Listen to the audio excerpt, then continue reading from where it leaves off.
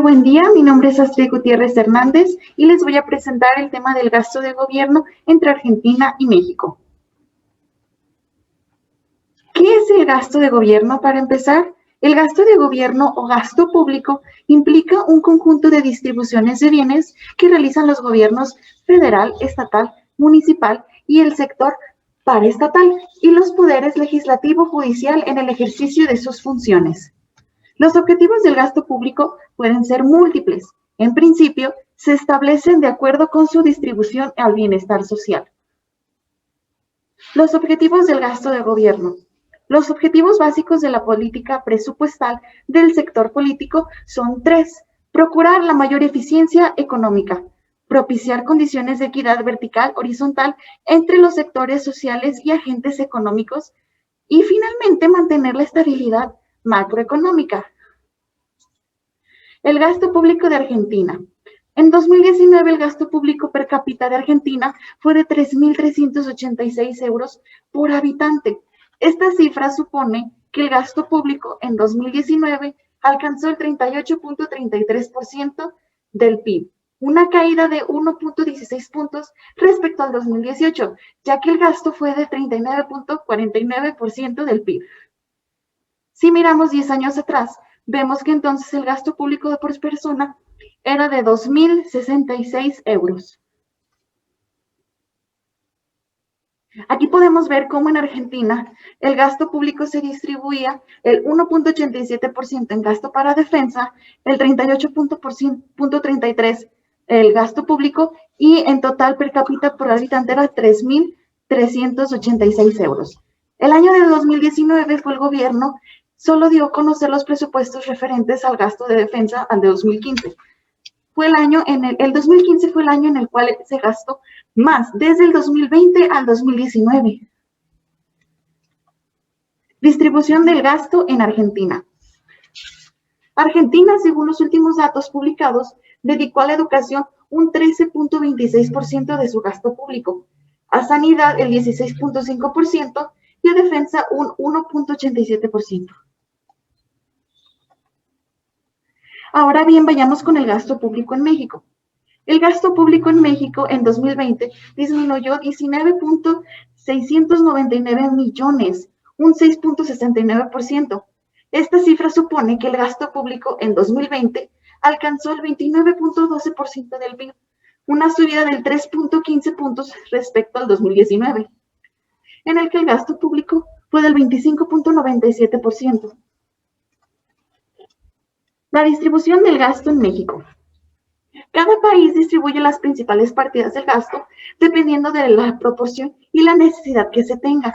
En México, según los últimos datos publicados, se dedicó un 17.94% de su gasto a la educación y el gasto público a sanidad el 11.5% y a defensa solo el 2%.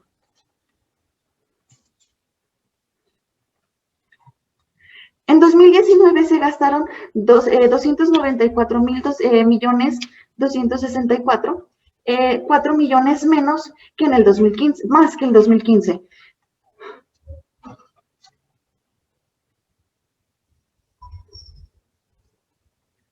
Aquí podemos ver una comparativa del presupuesto destinado a la defensa entre México y Argentina. En México se destinó el 2%, mientras que en Argentina el 1.87%, casi iguales. Muchísimas gracias por su atención. Hola, mi nombre es Ingrid. Me tocó la variable el PIB entre Argentina y México. El PIB también se le conoce, el PIB es el Producto Interior Bruto o Producto Interno Bruto, también se le conoce así, que es el valor monetario de todos los bienes y servicios producidos en un país o región. Normalmente se calcula durante un año. Pueden ser que sean producidos por empresas nacionales o empresas extranjeras, todos son tomados en cuenta para su cálculo. Este ayuda a medir la riqueza de un país y también se contabiliza para otros fines. En términos generales, el para calcular el PIB se necesita contabilizar todo lo que se produjo, por ejemplo, de manzanas, leche, maquinaria, automóviles, pero no todos los productos de esa economía entran. Algunos que son llamados bienes de autoconsumo no entran en la contabilización. ¿Cuál es la situación de Argentina respecto a México? Para decir verdad, Argentina es una de las economías muy bien posicionadas en Latinoamérica. Creo que entra, si no estoy mal, dentro de las 3 primeras mejor posicionadas. De acuerdo con las estimaciones del Producto Interno Bruto, en las mayores economías de América Latina, el brote del nuevo coronavirus, esto es tomando en cuenta lo del quinto trimestre del 2020, que son los últimos datos que se tienen hasta el momento. Fue un periodo de recesión económica mayormente en 2020. Por ejemplo, se estima que el PIB de México se contrajo un 8.2 en 2020, pero retomaría la senda del crecimiento para 2021. Como ya se viene estipulando desde que comenzó la pandemia, se esperaba una disminución en el PIB, lo cual así fue, y se espera que por lo menos en este año o el siguiente vuelva toda la normalidad. Según las estimaciones del mes de abril de este año, el PIB estuvo a la alza en un 5%. En el caso de Argentina, habían experimentado una disminución del PIB de un casi 10% en 2020. El pronóstico es más optimista para 2021. En este año, la economía argentina puede que crezca un 5.8%. Y aquí otro ejemplo de las economías más fuertes de Latinoamérica fue Colombia. Colombia, por su parte, pasaría de una contracción económica de 6.9 en 2020 a un crecimiento de 5.2 para 2021, que fue lo que se contabilizó hasta abril. Y todo esto se resume en qué tiene de diferencia o a qué se debe esta diferencia, siendo que ambos pertenecen a un bloque de países de una zona geográfica. Según la revista Sputnik, consultor economista de investigación del Observatorio Económico Latinoamericano, OVELA, Oscar Urgarche, quien señaló que las principales diferencias de estas dos economías son el crecimiento económico, la inflación y el endeudamiento. Este investigador dijo que en México siempre se ha mantenido un crecimiento económico mínimo, pero constante, a comparación de lo que fue en Argentina, que han tenido subidas y bajadas, por lo cual no es tan constante debido a eso. En cuanto a inflación, señaló que desde los años 90 en México se maneja una política monetaria que mantiene la tasa de inflación en el rango de más o menos un 3%. En cambio, Argentina ha pasado por un periodo de inflación alta del más del 10%.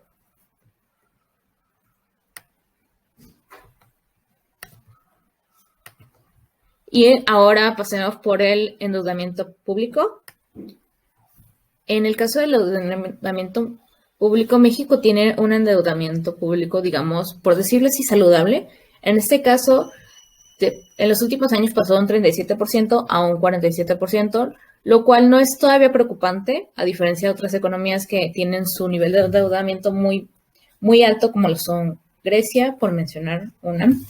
En este caso, Argentina también pasó en los últimos años, pasó de no tener nada de endeudamiento a tener un endeudamiento, lo cual es muy extraño para esta nación.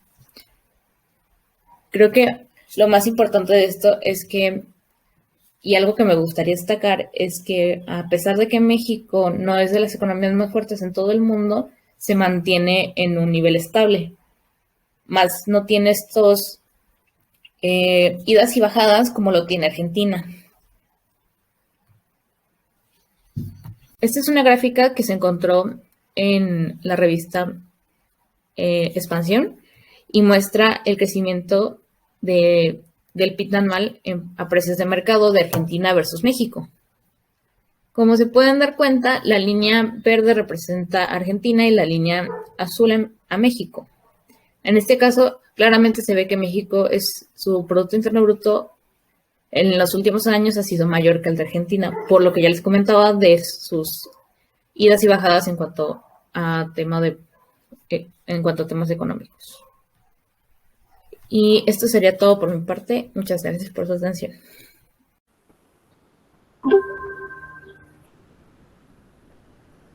Hola, yo soy Ileana Ramírez y yo voy a hablar del ahorro en Argentina. Primeramente por las tasas de ahorro. Según el especialista en teoría de crecimiento y ganador del Premio Nobel de Economía Robert Solow, cuando nos encontramos con una tasa de ahorro del 100%, tenemos un ingreso. Estoy viendo mucho.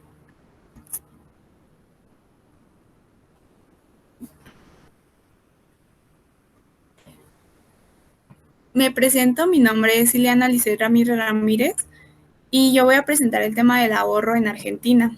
Primeramente me gustaría abrir con el tema de la tasa de ahorro. Según el especialista en teoría del crecimiento y ganador del Premio Nobel de Economía Robert Solow, cuando nos encontramos con una tasa de ahorro del 100%, se ve reflejado que todos nuestros ingresos van a la inversión. Por lo tanto, la tasa de consumo que tenemos es nula o es equivalente a cero. A su vez, podemos inferir que cuando por el contrario la tasa de ahorro que tenemos es del 0%, se tiene una inversión de cero. Con esto también la producción es equivalente a cero, haciendo que nuestro consumo sea de igual manera cero.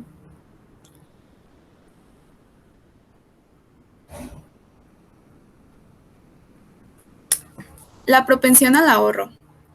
Esta es tal que el consumo per cápita se encuentra en su máximo valor constante. En la moneda argentina, la inflación sigue afectando a sus ciudadanos, los cuales se encuentran con un presupuesto limitado debido a los altos impuestos. Por lo tanto, se refugian en unidades de valor adquisitivo llamadas UVA, en plazos fijos, aunque estas pues, puedan llegar a cobrar grandes intereses. Incentivos para el ahorro. En este país, desgraciadamente, el apoyo por parte del gobierno para ahorrar es mínimo o casi nulo.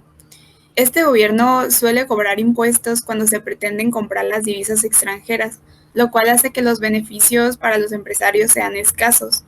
Y pues estos no se ven interesados en arriesgar su patrimonio de esta manera. Se trata de una competencia donde el Estado gana cuando puede cobrar más impuestos sobre el beneficio que era el empresario. Por último, me gustaría cerrar con una frase de Warren Buffett que nos dice que no debemos ahorrar lo que nos queda después de gastar, debemos gastar lo que nos queda después de ahorrar. Y siento que en esta situación podemos verlo reflejado, podemos tenerlo en nuestro día a día. Y pues sí, se nos queda para siempre algo así. Entonces, para que lo tengan en mente, ya ahí se los dejo. Esto es todo de mi parte.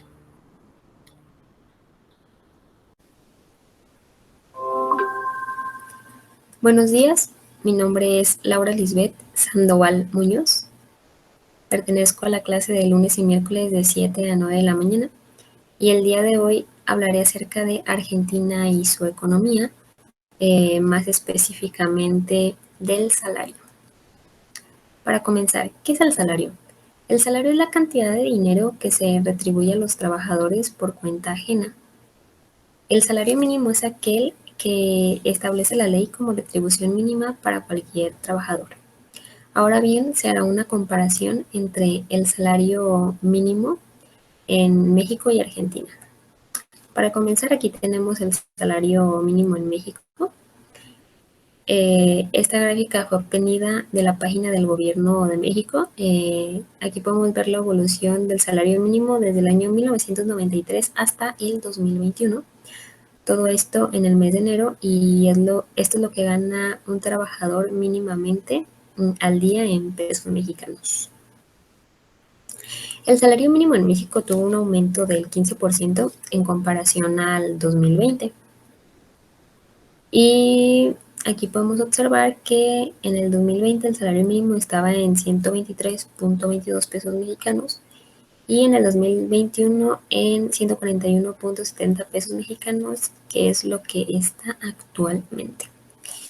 Aquí tenemos el salario mínimo en Argentina. Aquí podemos observar la gráfica obtenida de datos macro y podemos observar desde el año 1995 hasta el 2021, todo esto también desde el mes de enero, que en 1995 hasta el 2002 el salario mínimo se mantuvo en 200 pesos argentinos y en el año 2019 hubo una crisis económica en Argentina durante el gobierno de Mauricio Macri, que es el expresidente de Argentina, que gobernó durante los años 2015 hasta el 2019. Y la actividad económica en Argentina cerró en 2019 con una caída anual del 2.1%, según el Instituto Nacional de Estadística y Censos, IDEC. Y el salario mínimo en Argentina suele ajustarse 2 veces al año y el Ministerio de Trabajo y Seguridad Social es el que determina el incremento de este salario. Y el año pasado en Argentina creció un 33% y según el Ministerio de Trabajo, el salario mínimo en Argentina aumentará un 35% para 2022. Aquí podemos observar en la gráfica cómo aumenta y disminuye el salario mínimo en Argentina, todo esto en 2019 debido a la crisis. En enero de 2019 se ganaban 16.875 pesos argentinos al mes y en marzo de 2019 11.900 pesos argentinos al mes. Y aquí podemos observar esta gráfica de la comparativa del salario mínimo entre México y Argentina. Cómo ha aumentado y disminuido. Aquí es donde se puede observar la crisis del 2019. Y aquí tenemos el salario mínimo mensual en los países de América Latina en el 2021. Todo esto está basado en dólares. Aquí podemos observar que México se encuentra en el tercer lugar del peor salario mínimo en América Latina, con $215 al mes, y Argentina con $243 al mes, y hay una diferencia de $28 al mes. Y esto es todo por mi parte. Muchas gracias.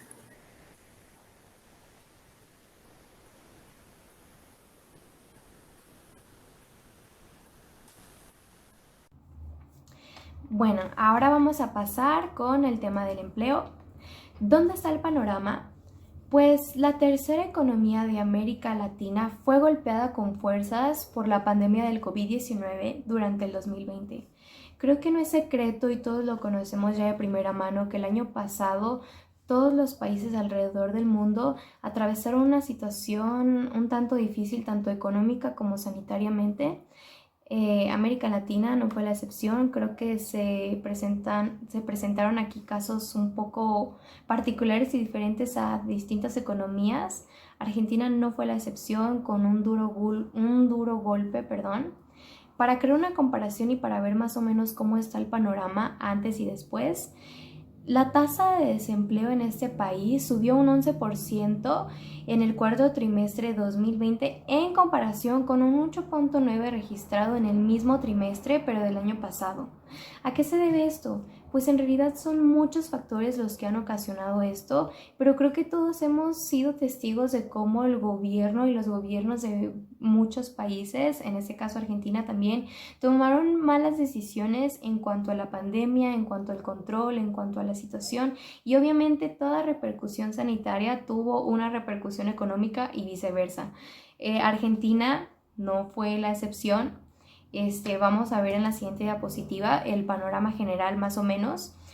Nada más para que se den una idea de cómo está de grave esta situación. Los asalariados informales son más de 4.7 millones de personas, o sea, son prácticamente la mitad son asalariados formales, que son 9.5 millones, y 3.6 millones de personas trabajan para el sector público. Quienes carecen de empleo son en total casi 2 millones. Ojo que esta información es del 2019. En el 2020, la cifra oficial o tentativa fue de que en total más de 4 millones de personas perdieron su empleo en todo lo que fue el 2020. Según algunas encuestas que yo he estado investigando a raíz de esta investigación de organismos oficiales de Argentina, decían que se esperaba que, como en 2019 ya estaba la economía un poco tambaleante y el desempleo estaba pues creciente, como ya lo podemos ver con el 8.9%, se pensaba que en 2020 se pueden implementar reformas y leyes para crear más oportunidades de empleo y se pensaba en recuperar esos empleos que se estaban perdiendo cuando claramente la situación realmente fue otra. Ahora también tenemos que ver que Argentina, esto no es un secreto, tiene problemas estructurales en su mercado de trabajo, tiene una gran heterogeneidad por sector, por tipo de inserción, por inserción laboral, perdón, y por población. Esto es un caso y esto es algo muy normal que nosotros vemos en todos los países que están en vías de desarrollo, como lo es Argentina. Se nota mucho la diferencia entre un país y otro, entre un nivel socioeconómico y otro, y evidentemente aquellas personas que tenían un nivel socioeconómico mayor, que tienen una mejor estabilidad, un trabajo estable, con seguro, con prestaciones, quizá no sufrieron tanto los estragos de esto. Pero en un país como este, donde la mayoría de las personas cuentan con un trabajo informal, donde el trabajo informal gobierna, evidentemente este se iba a tambalear más con la pandemia. Es de ahí la gravedad del asunto.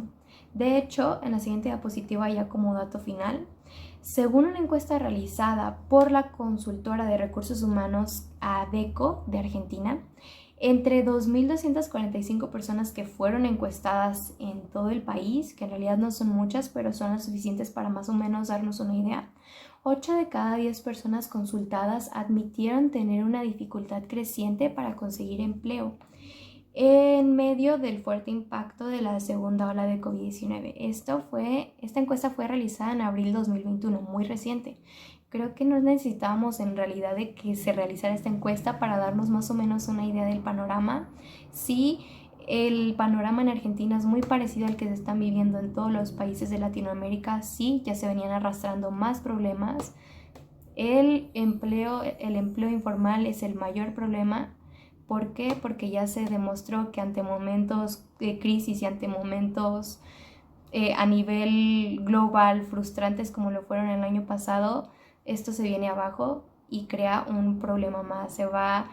Es como una bola de nieve que se va haciendo cada vez más grande en cuanto la vas girando.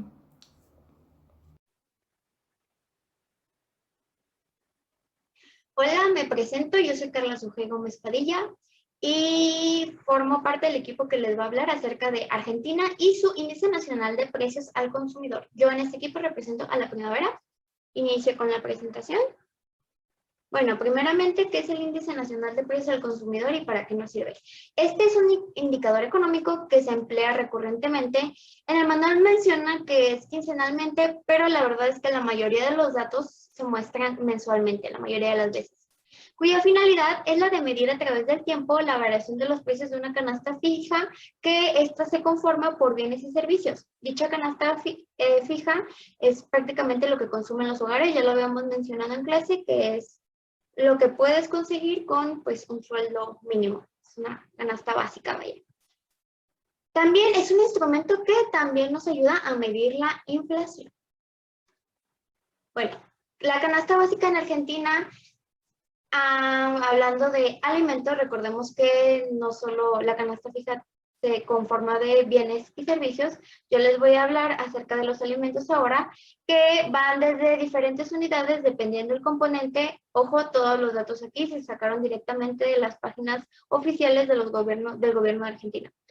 Primero, los componentes podemos ver que son variados, van desde pan, galletas, arroz, harinas, como verduras que son papas, las batatas, las azúcares, dulces, legumbres, hortalizas, frutas, las carnes, las menudencias, los fiambres, huevos, leche, queso, yogur, manteca, aceite, las bebidas no alcohólicas. En este caso también se incluyen las bebidas alcohólicas, la sal fina, los condimentos, el vinagre, el café y la hierba.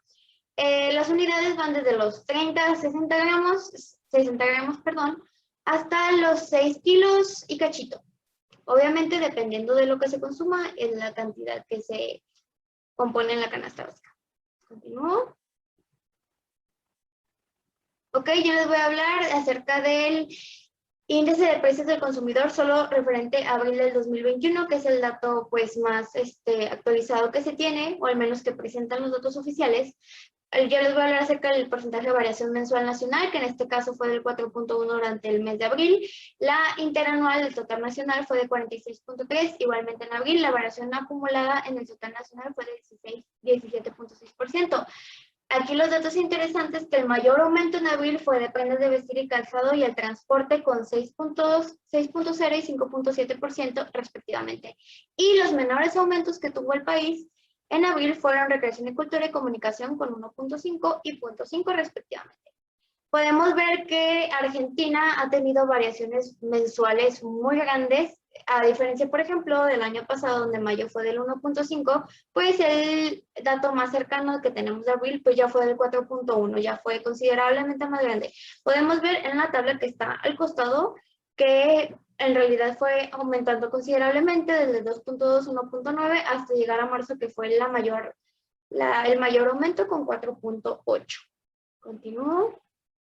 La variación mensual de las 12 divisiones, recordemos que no solo la canasta incluye comida, sino también incluye los servicios. Como les comentaba, las dos mayores, prendas de vestir, calzado y transporte, 6.5 y 5.7, y después le siguieron los alimentos y bebidas no alcohólicas con el 4.3, el equipamiento y mantenimiento del hogar, que son que lavadoras, que el clavo, que las reparaciones, etcétera, con el 4.3, el nivel general, que ya hablamos de los componentes que les mencionaba, la comida del 4.1, restaurantes y hoteles con 3.9, salud 3.7, los bienes y servicios varios, esos son un poquito más mundanos, que el corte de cabello, que las uñitas, el 3.6, las bebidas alcohólicas y el tabaco con el 3.6, vivienda, agua, electricidad, todos los servicios básicos del hogar con el 3.5, la educación del 2.5 y lo que les mencionaba que fue el menor durante este mes, recreación y cultura con 1.5 y comunicación con el 0.5. Recordemos que todos estos datos son referentes a abril 2021.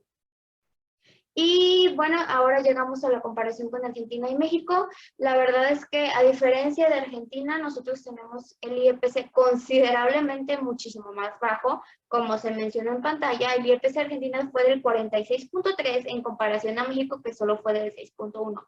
La diferencia es por 40.2%, que es en realidad muchísima. Lamentablemente Argentina sí sufre mucho de los precios en sus productos y en sus bienes y sus servicios.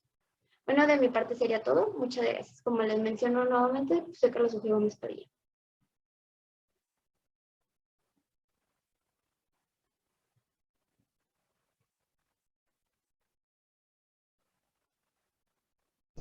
Buenos días, maestro, compañeros. Nosotras les vamos a hablar acerca de Argentina y su economía en comparación con la economía de México.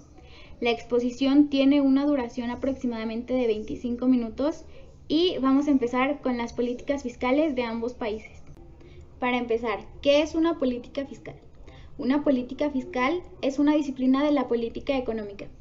Consiste en que el gobierno controla los ingresos y los egresos y en qué se invierte el dinero para tener de esta manera manejada o controlada la economía del país. En esta ocasión les voy a platicar un poco de las políticas fiscales que implementó Argentina frente al COVID-19. La primera fue la prohibición de despidos.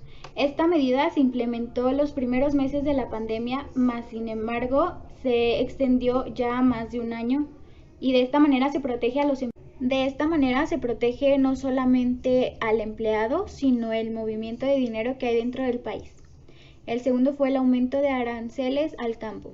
Este arancel es un valor agregado a la importación y exportación de los productos agrícolas. En este caso se le aumentó un 12%. El tercero es la ley de aporte solidario o extraordinario. Esto quiere decir, más bien, esto es un pago único que realizan las personas con ingresos o con un patrimonio mayor a 200 millones de pesos. Ahora veremos la comparación con las políticas que implementó México frente a COVID-19. El primero fue el incremento de presupuesto para la SSA. De esta manera se tienen más recursos para atender a los afectados de salud. Y de esta manera también se evitan las barreras financieras para los ciudadanos. El segundo fue la connotación de cuotas obrero-patronales. Esto fue la disminución de los pagos de impuestos para de esta manera liberar ingresos dentro de las empresas y con lo que se ahorra se absorben los costos de las acciones implementadas para afrontar la pandemia. El tercero fue la suspensión temporal de proyectos prioritarios por inversión de impacto inmediato. Esto quiere decir se detienen los proyectos que se tenían en puerta para redirigir el presupuesto, el dinero principalmente al sector salud. Y bueno, eso fue todo de mi parte, los dejo con mi compañera.